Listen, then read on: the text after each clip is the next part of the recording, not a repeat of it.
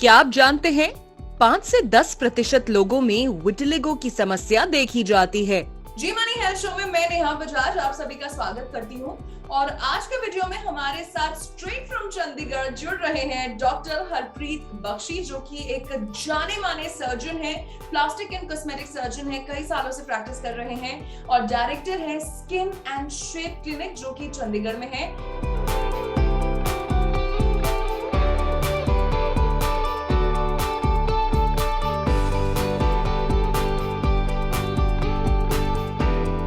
Doctor Bakshi, Zee money health show में आपका बहुत बहुत स्वागत है।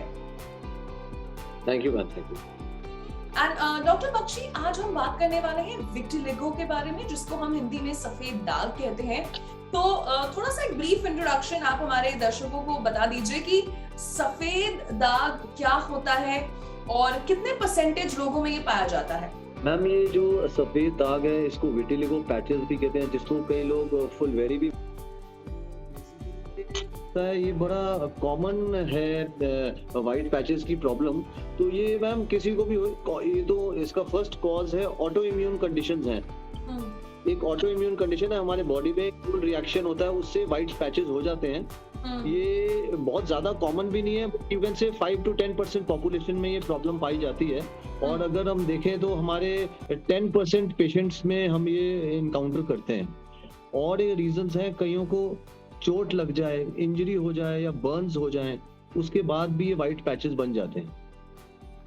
बहुत ज्यादा ईचिंग हो, बहुत ज्यादा स्क्रैच, क्रॉनिक ईचिंग की प्रॉब्लम हो, उसके बाद भी वाइट पैचेस हो जाते हैं। तो ये काफी प्रॉब्लम्स के साथ एसोसिएटेड रहती है और बड़ा इसका एक सोशल स्टिग्मा रहता है। वाइट पैचेस है तो लोग सोचते हैं कि बड़ी बहुत गंभीर बीमारी है, but it is not, touch करने से फैलती। ऐसा कोई प्रॉब्लम नहीं इसको आप, हाँ, कंटेजियस नहीं है बिल्कुल। ये अगर आप किसी को टच कर रहे हैं जिसको ये वाइट पैचेस हैं तो it is never going to happen कि आपको हो जाएगा। तो सर, मेरा अगला सवाल आपसे ये है कि प्लास्टिक सर्जरी विटिलिगो के लिए क्या एकमात्र तरीका है? नहीं मैम, तो इसका मैम 2 तरीके से ट्रीटमेंट होता है। एक तो है medical treatment in the form of कुछ क्रीम्स आते हैं, एक ना यूवी रेज आते हैं, यूवी बी रेज होते हैं, यूवी रेज थेरेपी होता है, उसको पुआ थेरेपी भी बोलते हैं। और कुछ मेडिकेशंस हैं, कुछ क्रीम्स हैं। Initial treatment is always with creams as well as UV light. अच्छा। तो यूवी लाइट चेम्बर्स होते हैं जिसके नीचे कोई भी पैच हो आपके हाथ में या गर्दन पे कहीं पे भी, तो वो यूवी थेरेपी की सिटिंग्स होती हैं, वो लेंगे तो उससे बेसिकली हमें ना जो ये वाइट पैचेस हैं उन एरियाज में पिगमेंट नहीं होता। हमारे जो स्किन का कलर है, पिगमेंट कलर जिसको मेलानिन बोलते हैं, तो उसकी इंडक्शन करनी है, उसको पिगमेंट को वापस लाना है। तो ये क्रीम्स, कुछ टैबलेट से और यूवी रेज का ट्रीटमेंट लेने से भी हो जाता है। इनिशियल ट्रीटमेंट हम मेडिकल ही देते हैं। अच्छा। लेकिन that is effective in only 20 to 25% cases में ही ये इफेक्टिव होता है। अच्छा, तो यानी बाकी के 70% जी, बाकी के 70% को सर्जरी का विकल्प लेना पड़ता है, सर्जिकल ट्रीटमेंट लेना पड़ता है। तो सर्जिकल ट्रीटमेंट उन लोगों को जिनका हम 3 to 4 वीक्स पहले हम मेडिकल ट्रीटमेंट जरूर ट्राई करते हैं। अगर उनका कोई पॉजिटिव रिस्पॉन्स आता है तो वो 3 वीक्स की ट्रीटमेंट हम 3 मंथ्स तक कंटिन्यू करते हैं। अगर रिस्पॉन्स नहीं है बिल्कुल 3 वीक्स में, देन वी टेल देम कि नहीं, now you are an candidate जिसको सर्जिकल ट्रीटमेंट ही करवाना पड़ेगा। ओके। तो फिर हाँ जी। तो अच्छा। फिर इसका ये है कि 25% पेशेंट्स मेडिकल ट्रीटमेंट को रिस्पॉन्ड करते हैं, 75% सर्जिकल ट्रीटमेंट को रिस्पॉन्ड करते हैं। अच्छा, तो सर फिर भी जैसे अगर फेस, क्योंकि सबसे पहले लोग नोटिस करते हैं, श्योर आपके पास भी बड़े पेशेंट्स आते होंगे कि चेहरा अगर ठीक हो पाए तो फिर भी आप हमें अगर सर्जरी के टाइप्स के बारे में कुछ बताना चाहें। राइट मैम, सर्जरी के ना बेसिकली 3 टाइप्स हैं। पहला टाइप का है कि स्किन ग्राफ्टिंग कर दें। स्किन ग्राफ्टिंग है कि स्किन लिया और उसका हम ग्राफ्ट लगा देते हैं, ठीक है जी। स्किन लेके और जहाँ पे विटिलिगो पैच है उसको हम स्क्रब से या स्पेशल एक इंस्ट्रूमेंट होता है डर्म ब्रेडर, उससे हम सुपरफिशियल स्किन को रॉ कर देते हैं और ऊपर स्किन चिपका देते हैं। अच्छा। वो तो पहला तरीका है। सेकंड है एपिडर्मल ग्राफ्ट, मतलब स्किन जो हमारा स्किन लेते हैं उसका बहुत पतला पोर्शन लेके वो लगा देते हैं, ठीक है। थर्ड है एक जो आजकल लेटेस्ट है वो दैट इज मेलेनोसाइट ट्रांसफर। वो क्या अच्छा। करते हैं, हम जो स्किन लेते हैं ना उसको स्पेशल केमिकल से ट्रीट करके उसके छोटे छोटे फ्रेगमेंट्स ले लेते हैं, उसका एक पेस्ट बना लेते हैं। अच्छा। वो हम पेस्ट यहाँ पे रॉ एरिया जहाँ पे व्हाइट पैच है उसके ऊपर पेस्ट की तरह लगा देते हैं। हम्म। तो ये 3 प्रकार से सर्जिकल ट्रीटमेंट कर सकते हैं विटिलिगो पैच का। एंड डॉक्टर बख्शी, ये बताइए कि क्या विटिगो की सर्जरी पेनफुल है, and after the surgery patient कितने दिन बाद, हफ्ते बाद या इमीडिएटली अपने चेहरे को या अपने हाथ को, उस पैच को नॉर्मल तरीके से देख सकते हैं?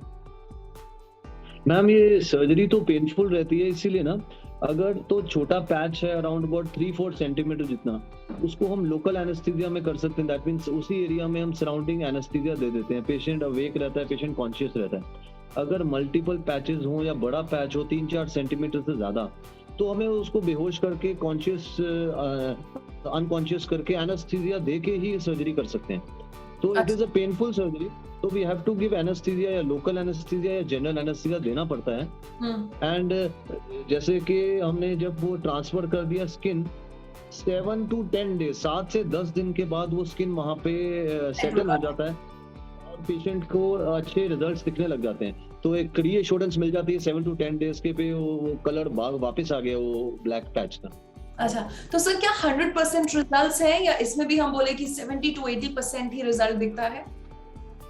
मैम रिजल्ट्स तो सर्जरी के 100% है, but there is one drawback of surgery. एक थोड़ी प्रॉब्लम रहती है कि जो कलर है, सपोज हमारे स्किन का कलर जैसे हाथ का, चेहरे का, गले का, चेस्ट का, हर जगह का कलर डिफरेंट रहता है। तो हम जनरली थाइज वाले एरिया से स्किन लेते हैं, तो वो जो थाई का स्किन कलर है वो 100% तो मैच नहीं करता। सपोज नेक पे लगाएंगे तो but you can say 90% 95% match कर जाता है, और विद 2-3 मंथ्स के बाद वो अपने आप एडजस्ट हो जाता है according to the colour of that area. तो you can say 90% colour match हो जाता है, बट बिकॉज सिंस हमारी खुद की बॉडी में डिफरेंट एरियाज में डिफरेंट कलर टेक्सचर होता है, डिफरेंट शेड्स है, तो 100% मैच नहीं आता, बट विद टाइम वो ग्रेजुअली इंप्रूव होता रहता है। ओके। एंड डॉक्टर बख्शी, जाते जाते मेरा आखिरी सवाल आपसे ये है कि अगर कोई पेशेंट विटिलिगो के लिए सर्जरी ऑप्ट कर रहा है या कर रही है, तो क्या ये वन टाइम क्योर है और विटिलिगो इससे क्योर हो जाता है? क्या दोबारा रीअकरेंस की संभावना नहीं है फिर? यस मैम, बड़ा इंपॉर्टेंट क्वेश्चन है। मैम जनरली जो विटिलिगो की सर्जरी हम करते हैं ना, पेशेंट का जब कंडीशन स्टेबल विटिलिगो हो जाता है, stable means for a duration of 3-4 months उसके जो पैचेस हैं उनका साइज भी बढ़ नहीं रहा और न्यू पैचेस नहीं आते, तो हम उसको कहते हैं yes now is the time आप सर्जरी कराएं। अगर एक्टिव फेज में है कि आपके पैचेस का साइज बढ़ रहा है, ठीक है, और या काफी मल्टीपल पैचेस होते जा रहे हैं, तो हम उसको सर्जरी के लिए एडवाइस उस टाइम तक नहीं करते हैं। तो स्टेबल फेज में आके तो ही सर्जरी करते हैं, तो ही ट्रीटमेंट अच्छा रहता है और आगे फिर दोबारा रिकरेंस नहीं होता है। Okay, very very important. तो देखिए, ये छोटी छोटी चीजें अगर हमें पता होती हैं तो डेफिनेटली हमें, अगर कोई घर में कोई बीमार है, हम बीमार है, तो थोड़ी जानकारी ऐड हो जाती है। एंड इसी के साथ डॉक्टर बख्शी, हम आपको थैंक यू कहना चाहते हैं on behalf of Zee money कि आपने अपने बिजी स्केड्यूल से कीमती वक्त निकाला और आप हमारे हेल्थ शो में हमारे साथ जुड़े। Thank you so much ma'am, it's a pleasure to be. तो ये थे डॉक्टर बख्शी, चंडीगढ़ से जुड़े हमारे साथ। और आज लाखों लोग जिन्होंने डॉक्टर बख्शी के शो को देखा, आई एम श्योर आज का वीडियो आपको बहुत पसंद आया होगा। अपना फीडबैक हमें जरूर दीजिएगा। कोई सवाल है जो आपके मन में रह गया है, वो भी आप कमेंट बॉक्स में पोस्ट करके हमें बता सकते हैं। ऑन दैट नोट, मैं नेहा बजाज आपसे लेती हूँ इजाजत। मिलेंगे आपसे जी मनी हेल्थ शो के एक नए वीडियो में, नए एपिसोड में with a new super specialist. Till then अपनी सेहत का ख्याल रखिए और देखते रहिए जी मनी हेल्थ शो, क्योंकि अच्छी सेहत हमारा वादा।